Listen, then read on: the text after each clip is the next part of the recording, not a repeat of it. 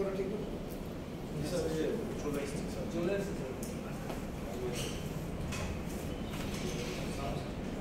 বিসমিল্লাহির রহমানির রহিম। আমরা আমাদের থার্ড সেশন অর্থাৎ তৃতীয় ক্লাসে আপনাদের সবাইকে স্বাগত জানাচ্ছি। আমাদের তৃতীয় ক্লাসটি হচ্ছে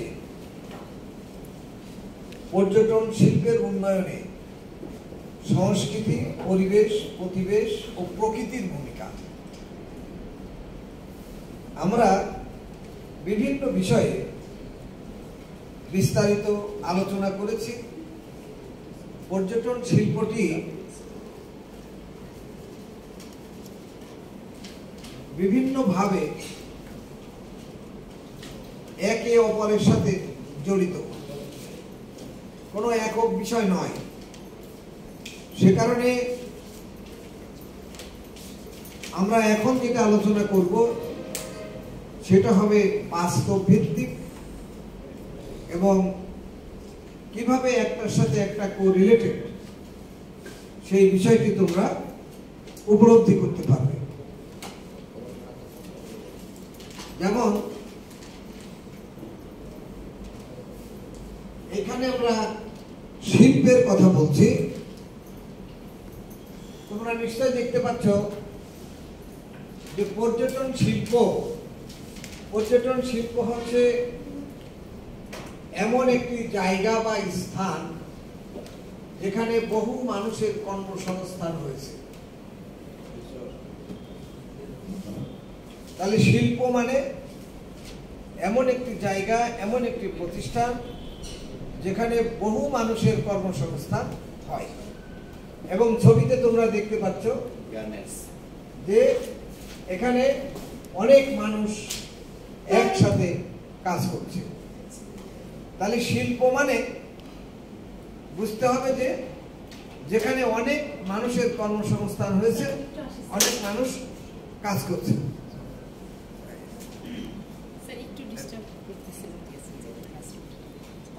আমরা ক্লাস নিয়ে একটু বসে আচ্ছা, আপনি কোন ব্যাচে?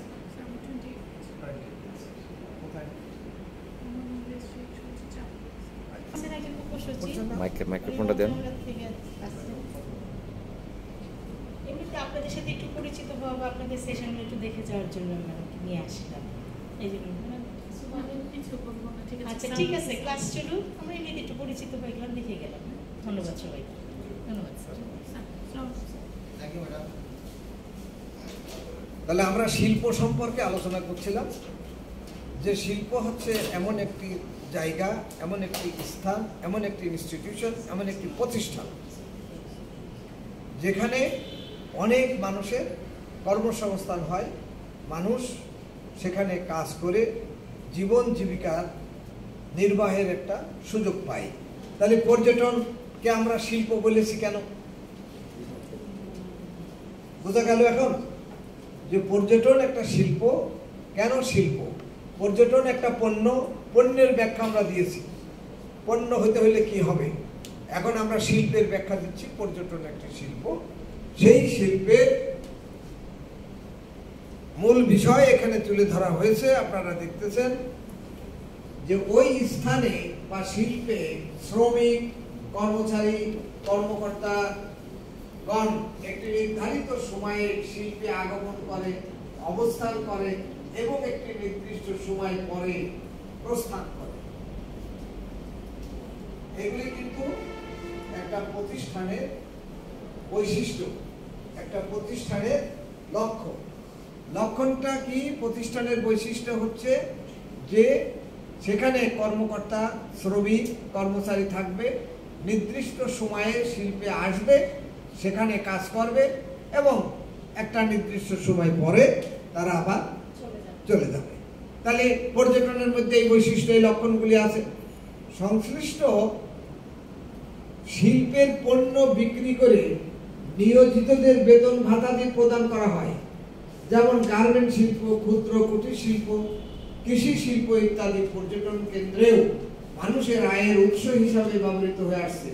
সুতরাং অর্থনীতির ভাষায় পর্যটন হচ্ছে আভ্যন্তরীণ ও বৈদেশিক বাণিজ্যের একটি গুরুত্বপূর্ণ খাত। বুঝা গেল? খুবই গুরুত্বপূর্ণ। সেই গুরুত্বপূর্ণ বিষয়ে আপনারা হচ্ছেন পাইভট বিন। বর্তমান বিশ্বে প্রায় বেশিরভাগ দেশের গুরুত্বপূর্ণ আকর্ষণ প্রোডাক্টের মধ্যে পর্যটন একটি। আমরা আগেই বলেছি যে কোনো একটা জিনিস প্রোডাক্ট হতে কি লাগে, প্রোডাক্টের সংজ্ঞা কি। দেখো এখন আমরা ব্যাখ্যা দিয়ে দিচ্ছি যে এরা যে এই অথরিটি যে তোমাদের জন্য যে বিষয়টা সিলেক্ট করেছে সেই বিষয়টি কত গুরুত্বপূর্ণ, কত শুধু প্রসারী এবং গভীর। যে একটা প্রোডাক্ট সারা বিশ্বে, বর্তমান বিশ্বের প্রায় বেশিরভাগ দেশের গুরুত্বপূর্ণ আকর্ষণের মধ্যে পর্যটন একটি। অনেক দেশের প্রধান বৈশিষ্ট্য মুদ্রা অর্জনকারী আকর্ষণ হচ্ছে পর্যটন। তাহলে আমরা দেশে বিদেশে আমদানি রপ্তানি করে যে বৈদেশিক মুদ্রা আয় করি, তাহলে বৈদেশিক মুদ্রা আয়ের একটা ক্ষেত্র হচ্ছে আমদানি রপ্তানি, আর অন্য একটি ক্ষেত্র হচ্ছে পর্যটন। কোন কোন দেশ কি করেছে সেটা আমরা একটু পরে দেখব। সারা বিশ্বে কর্মসংস্থান ও আয় বর্ধনে বহুমাত্রিক পর্যটন ও সেবা শিল্প বিশাল ভূমিকা পালন করে। জনবহুল বাংলাদেশেও পর্যটন শিল্পে কর্মসংস্থান সৃষ্টি, অর্থনৈতিক উন্নয়নের ক্ষেত্রে অমিত সম্ভাবনা দ্বার খুলে দিতে পারে। পর্যটন শিল্প একটি গুরুত্বপূর্ণ অর্থনৈতিক উৎস হিসাবে বিশ্বের বিভিন্ন দেশের জন্য গুরুত্বপূর্ণ। পর্যটন শিল্প একটি গুরুত্বপূর্ণ অর্থনৈতিক উৎস হিসাবে শিল্পের বিভিন্ন দেশের জন্য গুরুত্বপূর্ণ। পর্যটন শিল্পের অগ্রগামী ও আয় বৃদ্ধির শীর্ষে থাকা দেশগুলির মধ্যে 10টি প্রধান দেশ হল যুক্তরাজ্য, সংযুক্ত আরব আমিরাত, চীন, সংযুক্ত America, France, Italy, Spain, Bharat এবং থাইল্যান্ড ও তুরস্ক। বুঝা গেল? তাহলে 10টি দেশ, ইউনাইটেড কিংডম এবং ইউএসএ সহ France, Italy, Spain, Bharat, Thailand, তুরস্ক এই পর্যটন শিল্পের একটা গুরুত্বপূর্ণ ক্ষেত্রে আমাদের বৈদেশিক মুদ্রা অর্জনের জন্য আমরাও কাজে লাগাতে পারি এই শিল্পটাকে। সেই শিল্পের উদ্যোক্তা, সেই শিল্পকে কিভাবে গুরুত্বপূর্ণ করা যায় সেই পাইভট ইভেন্ট হিসাবে আপনারা প্রশিক্ষণ নিচ্ছেন। সুতরাং আপনাদের গুরুত্ব অপরিসীম। বিশ্ব পর্যটন শিল্পের তালিকা সাধারণত পরিবর্তনশীল, কারণ পর্যটন শিল্প তো সবসময় পরিবর্তন হচ্ছে, সে কারণে এটা আমরা বলি পরিবর্তনশীল। 2024 পর্যন্ত প্রাপ্ত তথ্য অনুযায়ী নিম্নলিখিত দেশগুলি সবচেয়ে বেশি আয় করছে: ফরাসি, স্পেন, ইতালি, যুক্তরাজ্য, যুক্তরাষ্ট্র, আমেরিকা লস অ্যাঞ্জেলস, চীনের বেইজিং। কিভাবে পণ্যের মূল্য নির্ধারণ হয়? তো আমরা দেখো এর আগে এই অনেকগুলি বিষয় আলোচনা হয়েছে, এখন সেগুলির ব্যাখ্যা আমি তোমাদের কাছে দিচ্ছি। পণ্যের মূল্য কিভাবে নির্ধারণ হয় সেটা আমি আগের স্লাইডে ব্যাখ্যা করে বলে দিয়েছি, ঠিক না?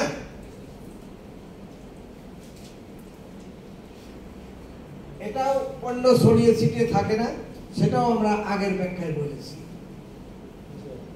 পর্যটন দিবস কবে পালিত হয়?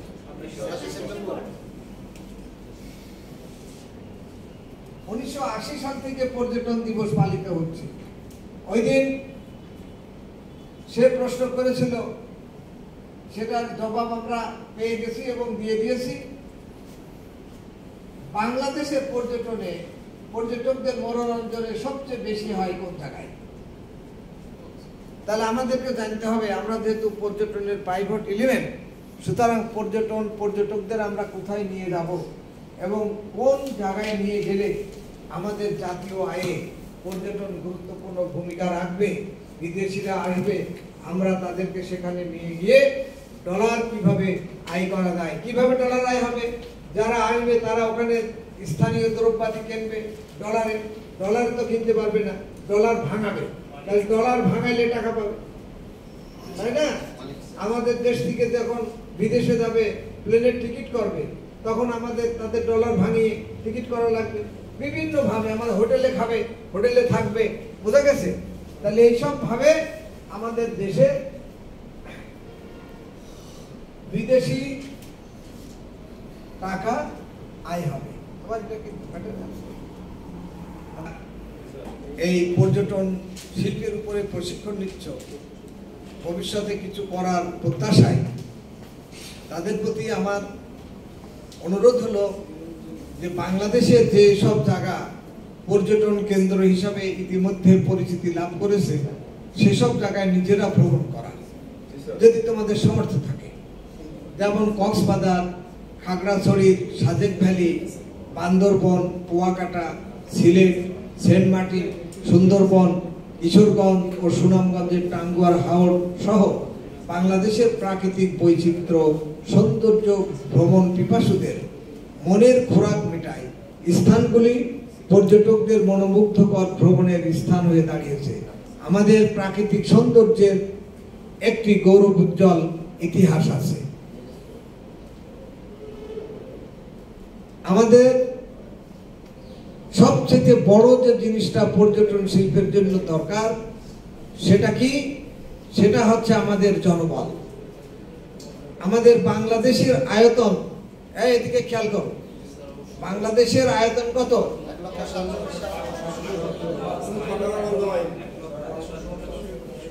আচ্ছা, ঠিক আছে, যেটা বলেছো সঠিক। তো এখন জনসংখ্যার দিক দিয়ে আমরা পৃথিবীর 8ম বৃহত্তম দেশ হিসেবে বিবেচিত, লোক সংখ্যা প্রায় 18 কোটি। ট্যুরিজমের জন্য প্রয়োজনীয় যত উপাদান দরকার তার সবই আমাদের দেশে আছে। এই শিল্পের উন্নয়ন অগ্রযাত্রায় কি কি দরকার? এই শিল্পের উন্নয়ন অগ্রযাত্রায় আমাদের প্রথম দরকার যেটা, সেটা অবকাঠামোগত উন্নয়ন। অবকাঠামো কাকে বলে? স্ট্রাকচার কি?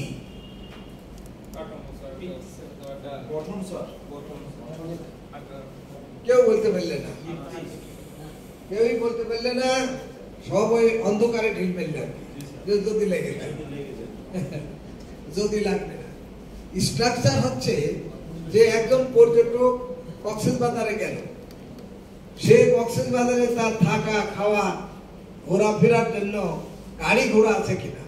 আছে। কক্সবাজারে গিয়ে দেখো, ঢাকা শহরের থেকে বেশি হোটেল মোটেল সেখানে আছে, অনেক ভাড়া।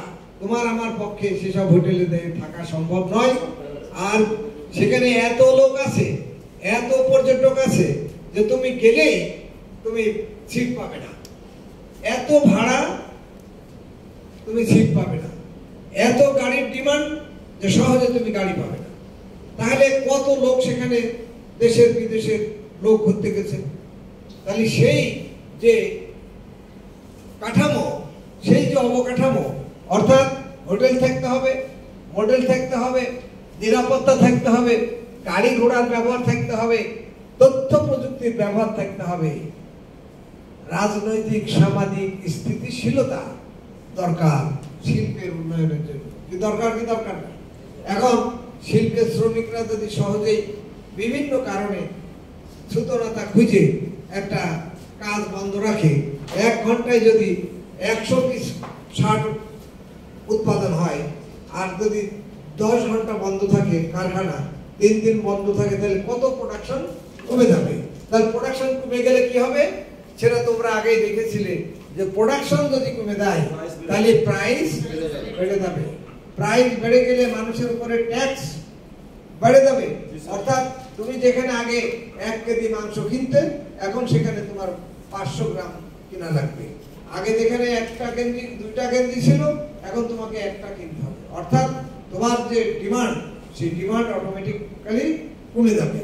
সুতরাং তোমাকে এইসব বিষয় বিবেচনা করে পর্যটন শিল্পের উন্নয়নের অগ্রগতির দিকে ধাবিত হইতে হবে।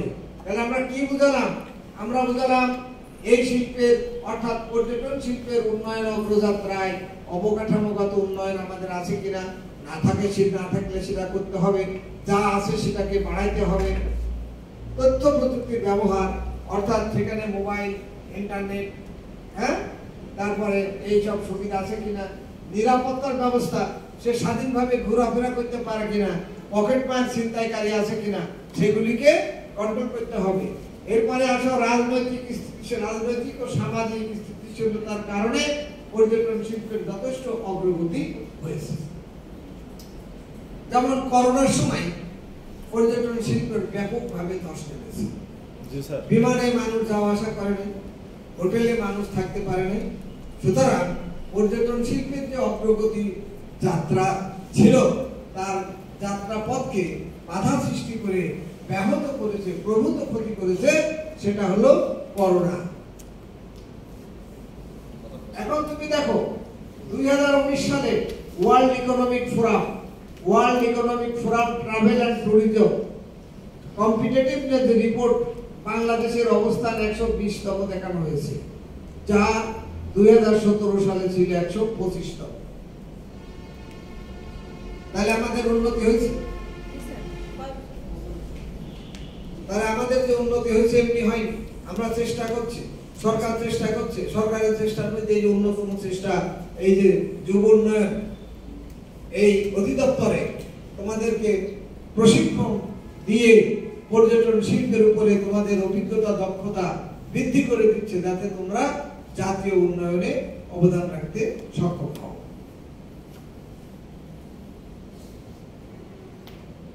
পর্যটন রপ্তানির মাধ্যমে 2019 সালের জিডিপিতে 4.4% অর্থাৎ 77,300 কোটি টাকার অবদান রেখেছে। পূর্বে এ খাতে অবদান ছিল 2,800 কোটি টাকার সময়। বৈদেশিক মুদ্রার আয় সহ এই সেক্টরে বর্তমানে নিয়োজিত আছে প্রায় 40 লক্ষ কর্মী। আমি আগেই বলেছি, তাই না? কর্মীদের মধ্যে প্রায় 90% প্রশিক্ষিত ও দক্ষ। বাংলাদেশের পর্যটন শিল্পের হোটেল ও বিমান মিলে 10% ব্যবসায়ী, কর্পোরেট শ্রেণীর মাঝারি ও ক্ষুদ্র ব্যবসায়ী 80% এবং 10% প্রান্তিক শ্রেণীর অন্তর্ভুক্ত। আন্তর্জাতিক শ্রম সংস্থার প্রতিবেদনে বলা হয়েছে 2019 সালে বিশ্বব্যাপী 30 কোটি মানুষের কর্মসংস্থান হবে ট্যুরিজম খাতে। বাংলাদেশের উন্নয়ন যাত্রায় পর্যটন শিল্পের সংযোজন শুধু আর্থিক সফলতা বয়ে আনছে, সেই সাথে স্থানীয়দের অংশগ্রহণের মাধ্যমে প্রান্তিক পর্যায়ে সুফল ছড়িয়ে দিচ্ছে। এর আগে একটি কথা তোমাদের বলেছিলাম, প্রান্তিক, মনে আছে? কি বলো দেখি, কে বলতে পারো, কার মনে আছে? মার্জিনাল একটা কথা বলেছিলাম, মার্জিনাল ইউটিলিটির কথা বলছিলাম, যে প্রথম বেটা একটা কমলা খাইলো 30 টাকায়, তারপরেরটা খাইলো বলে যে 15 টাকা, তারপরে 10 টাকা, এরপরে বলে যে বাড়ির জন্য কিছু নিতে পারি। তার মানে কি ক্রমান্বয়ে মার্জিনাল ইউটিলিটি ডিমিনিশিং হচ্ছে। বুঝা গেছে? তাহলে প্রতিটা শব্দের মানে তুমি এখন যে কোনো ইউনিভার্সিটি কলেজে ভর্তি হও না কেন, তোমার একটা ব্রেনের, আমার মনে হয় যে তোমার ব্রেনের ছেলের মধ্যে গেঁথে গেছে কিভাবে প্রতিটা ওয়ার্ড না দিলে তুমি যদি মুখস্থ করো লাভ হবে না। মুখস্থ করে বেশিক্ষণ রাখা যায় না।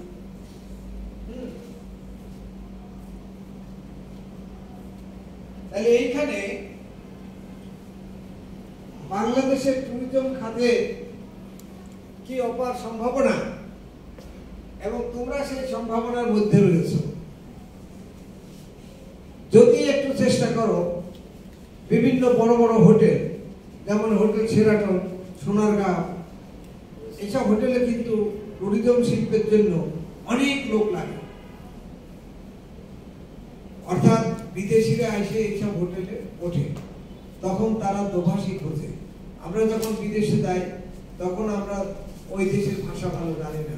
ধরো ব্যাংকক, সিঙ্গাপুর, মালয়েশিয়া, যে কোনো জায়গায় যাই, সেখানে যদি ডাক্তার দেখাতে যাই তাহলে একদম বাংলা দোভাষী খুঁজি, যে আমি তো ডাক্তারের কাছে ব্যাখ্যা করতে পারবো না, যেন সে আমারটা বুঝাই দেয়। তার মানে কি, সে এই যে একজন পর্যটক বাংলাদেশ থেকে গেছে, আরেকজন পর্যটক বাংলাদেশে রয়েছে, যে ওখানে গিয়ে এই ব্যবস্থা করতেছে।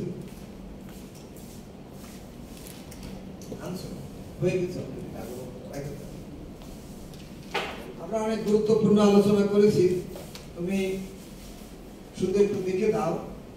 এই ট্যুরিজমের প্রয়োজনীয় সকল উপাদান আমাদের মধ্যে রয়েছে, তার ভিতরে জনবল হচ্ছে মেন।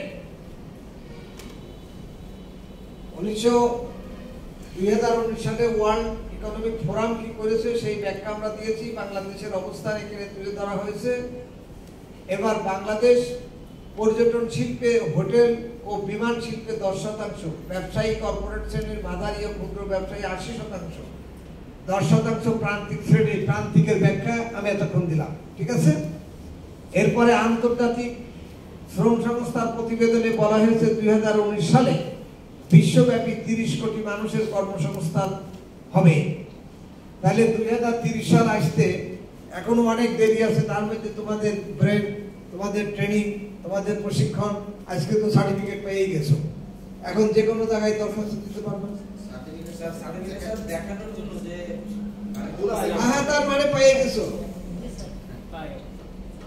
তোমাকে বলা হয়েছে যে এই তুমি তো তোমার মায়ের সাথে, ভাইয়ের সাথে বা বোনের সাথে ওই ইয়েতে যাবা, কক্সবাজারে যাবা, যাও রেডি হয়ে আসো। কেমন? তোমাকে বলছে রেডি হয়ে আসো, তো তুমি রেডি হওয়ার সময় মাকে জিজ্ঞেস করছো যে মা পায়জামা তো পাঞ্জাবি পরবো, ভিতরে আন্ডারওয়্যার পরবো কিনা। মানে গর্ধব এক নাম্বার। সার্টিফিকেট দিয়ে দিয়েছে, সার্টিফিকেট তোমার নাম ঠিক আছে না ঠিক আছে কিনা সেটা সংশোধন করতে দিয়েছে, তার মানে তো সার্টিফিকেট দিয়ে দিয়েছে। তো বলে সার্টিফিকেট দেয় নাই, ঠিক করতে দিয়েছে।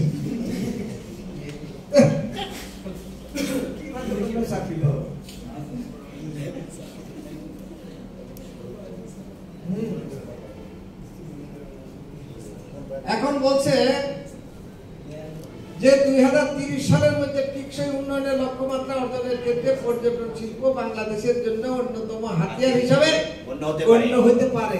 এখন তুমি তার ভিতরে যাইতে পারবে কিনা? যারা চাকরি পাবা না, আমার কাছে তো তোমাদের সব নাম্বার আছে, আমি যদি বেঁচে থাকি তাহলে মাঝে মাঝে টেলিফোন করে খুঁজবে, কেমন? আর তোমরা কি করবা, আমি যে ভিডিও দিচ্ছি তুমি লাইক কমেন্ট শেয়ার করবা, করলে তোমার লাভ হবে কি? তোমার যারা বন্ধু আছে, তোমার যারা বন্ধু নেই, তারাও এই ভিডিও পাবে, পাওয়ার পরে তোমার চেহারা দেখবে, দেখে তোমার কথা মনে করবে যে আমার তো অমুক জায়গায় একটা লোক দিচ্ছে, হতে পারে না, মেবি আর মে নট। যে তপন এক জায়গায় চাকরি করে, সে দেখলো যে আমার প্রতিষ্ঠানে একজন আমারই নিচে প্রাথমিকভাবে একটা লোক নেবে, সেটা তোমাকে টেলিফোন করবে। তপনের সাথে তো তোমার তুমি চাকরি করো নাই, ট্রেনিং নিচ্ছ, সে তোমাকে চেনে, বাট তুমি যাকে ভিডিও দিয়েছো সে তোমাকে চেনে।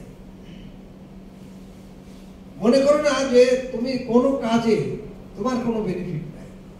Each and every places, each and everywhere you have, you can, you may, you shall get an opportunity.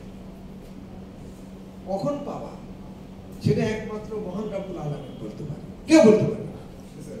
হ্যাঁ, আমরা এখন এখানে দাঁড়িয়ে কথা বলছি, ভিডিও দেবো এই চিন্তা করছি, ও যাওয়ার পথে ফিরে দিতে পারবো, কোনো গ্যারান্টি আছে? সুতরাং তার উপরে নির্ভর করে তোমার চলতে হবে, এবং সেই তার কাছেই চাইতে হবে যে মহান রব্বুল আলামিন, তুমি আমাকে সৃষ্টি করেছো, তুমি আমাকে হাত দিয়েছো, পা দিয়েছো, মুখ দিয়েছো, তুমি আমার সব দিয়েছো, তুমি আমার রিজিক দেওয়ার মালিক। এখন হাত পা দিয়েছে বলে আল্লাহ তুমি তো সবকিছু মালিক, এই কথা বলে ছাদের উপরে গিয়ে আকাশের দিকে হাত ধরে থাকলে খাওয়া হবে? তোমাকে খাবার জোগাড় করতে হবে। তোমাকে ব্রেন দিয়েছে, কম্পিউটারে কি ব্রেন আছে? তোমার মাথার ভিতরে তার থেকে অনেক বেশি বড় ব্রেন আছে, এই মাথা থেকেই তো কম্পিউটার সৃষ্টি হয়েছে। সুতরাং তুমি যে গুরুত্বপূর্ণ, তুমি যে পাইভট, এটা মনে রাখবা যে I am the pivot element. আমার যে গুরুত্ব আছে সেটা আমি কোন ক্ষেত্রে ফুটিয়ে তুলতে পারবো সেটা কল্পনা করা যায় না। আমি এক জায়গায় একটা ভিডিও দেখছি, চিটাগাং বাড়ি, সে ওই ফ্রিল্যান্সিং শেখাচ্ছে, ওই অ্যাডোবি ফটোশপ শেখাচ্ছে। আমি তখন ওয়ার্ল্ড ব্যাংকে চাকরি করি, তো আমার খুব ইন্টারেস্ট হলো, আমি বসলাম। সে বললো যে এক ভিডিওতে ফটোশপ শেখাই দেবো। ওই তার ওখান থেকে দেখার পরে এখন আমি প্রায় ভিডিও দেখি। এই ভালো করে শোনো, ও লেখালেখি এখন বাদ দাও, এই তুমিও এই কাজ করতে পারবা, কিন্তু তোমাকে দক্ষ হতে হবে, অভিজ্ঞতা হবে, বুদ্ধিমান হতে হবে, কিছুটা টাউট হতে হবে, কিছুটা জায়গা মতো। হ্যাঁ, কিরকম? তার নাম হচ্ছে জামাল স্যার, দেখছো? ওরা দেখছি, খুবই ভালো টিচার, খুবই ভালো। তো সে ভিডিও শেখাচ্ছে, বলে একটা ভিডিওতে তোমাদের এই ফটোশপ, তারপরে ইলাস্ট্রেটর, এসব যা আছে শেখাই দেবো, কোনো অসুবিধা নেই, একটা ভিডিও। আচ্ছা ঠিক আছে, শিখি, দেখি তো। শিখাইতে মাঝখানে অনেক ভালো ভালো কথা কিন্তু বলছে, বলে মাঝখানে বলছে যে দেখো, এই আমার প্রতিষ্ঠান আছে, এখানে আমার দলবল আছে, অভিজ্ঞ টিচার আছে, তুমি যদি আজকে এখন এই মুহূর্তে আমি যে বক্তৃতা দিচ্ছি, এখন যদি আমার এই ভিডিওতে তোমরা যদি আমার সাথে শেয়ার হতে চাও, তাহলে আমি তো 35,000 টাকা করে নিই ট্রেনিং দিতে, ঠিক না? 35,000 টাকা নিই।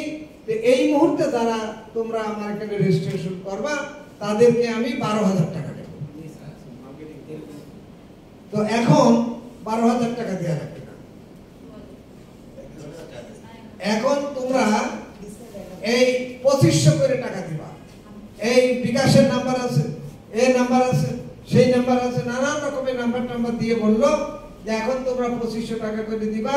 আর কালকে রাত্রে যখন ক্লাস হবে তার আগে আমরা যে তোমাকে গুগল মিটে যে তোমার দিয়ে দেবো, সেটা তুমি পেয়ে দেবা, কালকে টাকা জমা দিলে হবে। আর আমার ওই চিটাগাংয়ে অফিস আছে, সেখানে আসবা, ঢাকায় অফিস আছে, সেখানে আসবা, আমাদের লোকে তোমারই পাবে। আমি দেখলাম প্রায় 800-র মতো লোক সেখানে যোগ দিয়েছে। তার 800-র মতো লোক যদি 1,000 টাকা করে দিত, 2500 করে তো দিল, আমি দেখতেছি মানুষ শুধু টাকা দিতেছে, আর সে বলছে ওকে এই করা হলো, গ্রহণ করা হলো। 1,000 টাকা করে দিলে 8 লক্ষ টাকা, 2500 টাকা করে দিলে 1 ঘন্টায় বিজনেস কভার, 1 ঘন্টায়। তুমি চিন্তা করছো? এখন আমি দেখি মাঝে মাঝে তখন বলে যে এই ভিডিও দেবো, কয়েকদিন আগে 2-3টা ভিডিও দেখলাম, তারা এরকম, হ্যাঁ এরা কি করছে না, প্রতারক। এটা ঠিক, ওই যে একটা তোমাকে শিখাচ্ছে, ভিডিওটাও দিচ্ছে, মানে সে নিজে যে ইনকাম করে, সে মাসে 14 লক্ষ 15 লক্ষ টাকা ইনকাম করে, সেটা আবার ব্যাংকের থেকে যে টাকা পাইছে সে বিদেশ থেকে, সেটা সে দেখাচ্ছে প্রমাণ, যে দেখো আমি আগে এই 30,000 32,000 টাকা ইনকাম করতাম, আর তুমি 1 মাসের মধ্যে, তোমাকে আমি 1 মাসে 1 লক্ষ টাকা খাওয়াই দেবো। এবং যদি কেউ সিনসিয়ারিটির সাথে করে, হয়তো পারবে, সবাই পারবে, সময় পাবে না। তাহলে এখন আমি তাকে দেখে খুব ইন্সপায়ার্ড হলাম, আসলে তো ভালো। এবং তোমাকে সেই ইংরেজিও শিখাই, তুমি কিভাবে বিদেশের সাথে কথা বলবা সেসবও শিখাই। অর্থাৎ এই জামাল স্যার, আমি দেখলাম যে সে মানুষের উপকারের জন্য কাজ করছে, নিজের উপকার হচ্ছে, এরকম আরো অনেক। জামাল স্যারের কাছে ট্রেনিং নিয়ে অন্যরা এই লাইনে ই করছে। তো তোমরা এই যে ভিডিও আমরা যে ই করতেছি, আমাদের ভিডিও ভাইরাল হয় না, হবে না, কারণ এটা ভালো কথা। যদি বলি নামাজ পড়ো, বলে না নামাজ স্যার খারাপ, নিজের ঘরের কথা বলে। আমার ছেলেকে যদি বলি, কয় যে আজকে তো আমি এই মুহূর্তে নামাজ পড়তে পারছি না, আমার একটু সমস্যা আছে, কেমন সে বলে দিল। তো যদি বলতাম যে চলো আজকে তোমাকে অফিসার্স ক্লাবে নিয়ে দিয়ে এই খাওয়াই নিয়ে আসি, তাহলে সে কিন্তু বলতো না যে আমার আপত্তি আছে, সে দৌড় ধরত। বুঝতে পারলে? সেই জন্য কোন ভিডিও